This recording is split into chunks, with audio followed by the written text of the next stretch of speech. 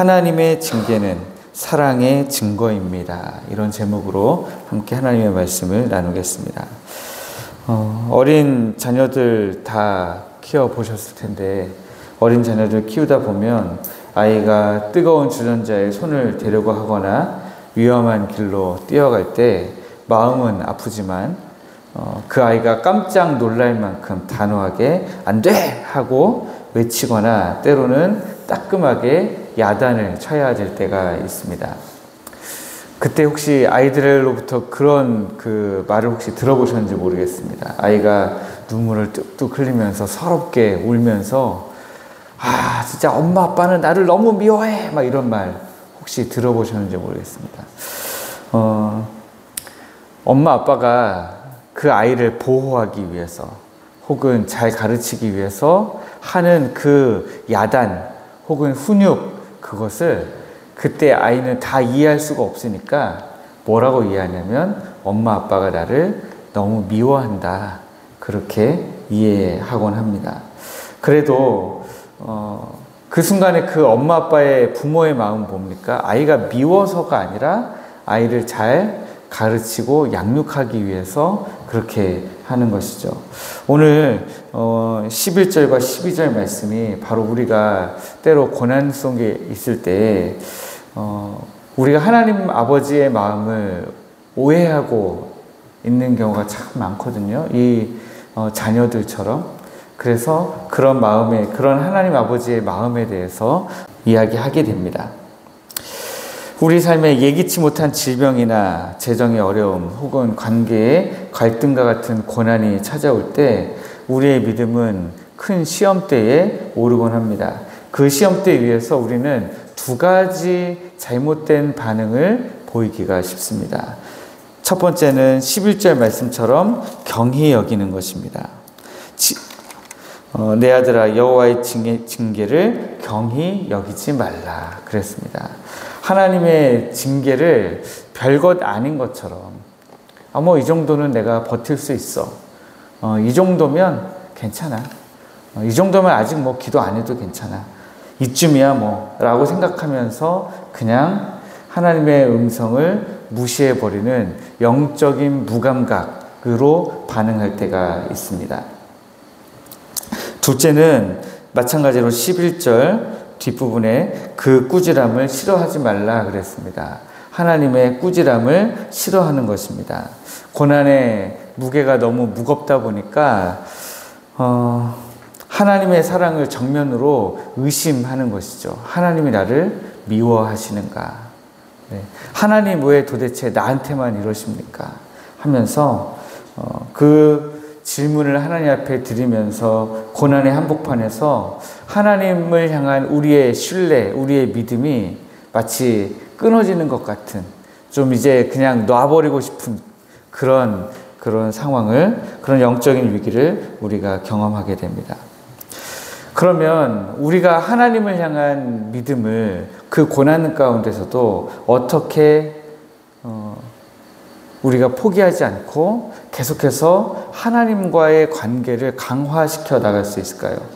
오늘 본문은 그 고난이 하나님의 미움이 아니라 사랑의 증거다라고 말씀하고 있습니다. 본문이 말하는 징계가 있고요. 징계로 번역한 그 히브리어 단어가 있고요. 또 다른 데 가시면 징벌로 번역한 단어가 있어요. 징계로 번역한 단어와 징벌로 번역한 단어가 이 잠언 안에서는 다른 뜻으로 쓰입니다. 오늘 여기에 쓰인 징계는 죄에 대한 대가를 치르게 하는 징벌이 아니라 우리를 더 좋은 길로 가도록 만드시기 위한 하나님 아버지의 따뜻한 사랑의 훈련, 그것을 징계다라고 이야기합니다. 다시 말해서 징계는 하나님의 백성을 더욱더 성장시키고 성숙시켜 가기 위해서 하나님이 하시는 것이고요. 징벌은 말 그대로 죄에 대해서 심판하는 것을 말하는 것입니다. 오늘 본문을 직접 인용해서 사용하고 있는 신약 성경이 있는데요. 히브리서 12장입니다. 히브리서 12장 8절에서는 징계는 사랑의 표현을 넘어서 우리가 하나님의 참 아들이라는 증거다, 가장 확실한 증거다라는 표현을 쓰고 있습니다. 세상 어떤 아버지가 남의 집 아들을 혼내겠습니까? 남의 집 아들이 막 잘못을 해도요, 위험하지만 않으면 그냥 내두는 거죠. 그런데 우리 하나님은 우리의 아버지시기 때문에 우리로 하여금 그 길을 걸어가지 않도록, 그 길에서 돌이키도록 우리를 징계하신다라고 하는 것입니다. 그리고 그 모습이 하나님이 우리를 아들로 인정하시는 가장 확실한 증거다라고 하는 것입니다. 이제 우리는 믿음 안에서 고난을 두 가지 새로운 눈으로 이제 보기를 원합니다. 첫 번째, 고난이 찾아오면 이 고난은 내가 하나님의 자녀라고 하는 인증 마크다, 이렇게 생각하시면 좋을 것 같습니다. 여러분, 물건 살 때 KS 인증 마크 보고 사세요? 네. 저는 사실 KS 인증 마크 다 달려있는 줄 알고 사기 때문에 잘 안 살펴보는데요. KS 인증 마크가 있는 것만 사려고 하시는 분들이 있죠. 그리고 두 가지 물건이 있는데 하나는 KS 인증 마크가 있고 하나는 없다면 여러분들은 똑같은 값이라면 인증 마크가 있는 걸 사려고 하실 겁니다. 고난은 우리가 하나님의 자녀라고 하는 인증 마크입니다. 그래서 우리 삶에 찾아온, 우리가 이해할 수 없는 그 고난은 하나님이 나를 특별한 관심을 가지고 보고 계신다라고 하는 증거다라고 생각하시면 좋을 것 같습니다.